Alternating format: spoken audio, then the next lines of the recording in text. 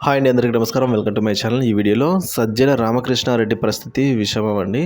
So అసలు ఏమైంది, ఏంటి, పూర్తి వివరాలు అయితే వీడియోలో తెలుసుకుందాం. ఆయన పరిస్థితి గురించి వీడియో అయితే ఎక్కడైనా స్కిప్ చేయకుండా ఎండ్ వరకు చూడండి. అప్పుడే పూర్తి ఇన్ఫర్మేషన్ అర్థమవుతుంది. అలాగే వీడియో నచ్చినట్లయితే లైక్ చేయండి. ఇంకా సబ్స్క్రైబ్ చేసుకున్నట్లయితే మన ఛానల్ సబ్స్క్రైబ్ చేసుకోవడం ద్వారా నేను చేసే ప్రతి ఒక్క వీడియో మీ వరకు రీచ్ అవుతుంది.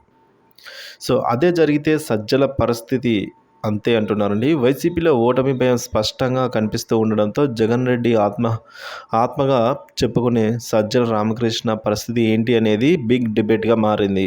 వైసీపీ అధికారంలో ఉన్నన్నాళ్ళు తనే సీఎం అనే తరహాలో రాజకీయాలను శాసించిన సజ్జల ఒకవేళ వైసీపీ ప్రతిపక్షానికి పరిమితమైతే ఓట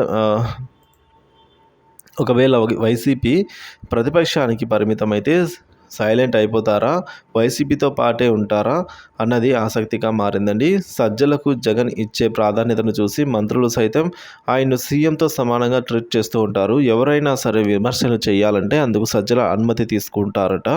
సో ఆయన నుంచి అప్రూవల్ వచ్చాకే మీడియా ముందు వాలిపోతారనే విమర్శలు ఉన్నాయి.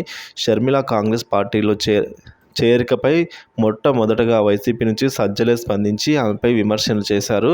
అధికారులు పోస్టింగ్ను బదిలీల విషయంలోనూ ఆయనదే కీ రోల్ అనే ఆరోపణలు వచ్చాయి.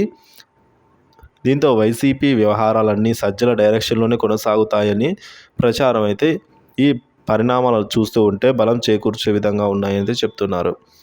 వైసీపీ మరోసారి అధికారంలోకి వస్తుందని గట్టి నమ్మకం పెట్టుకున్న సజ్జల అనేక అంశాల్లో తలదూర్చారు. కానీ వైసీపీ రెండోసారి పవర్లోకి వచ్చే ఛాన్స్ లేదన్నది సీనియర్ విశ్లేషకుల అభిప్రాయం. అంచనాలే నిజమైతే వైసీపీ ప్రతిపక్ష పాత్రగానే మిగిలిపోతే సజ్జల రోల్ ఎలా ఉంటుంది? అనునిత్యం జగన్తోనే కలిసి సాగుతారా, లేదంటే రాజకీయాల నుంచి తప్పుకుంటారా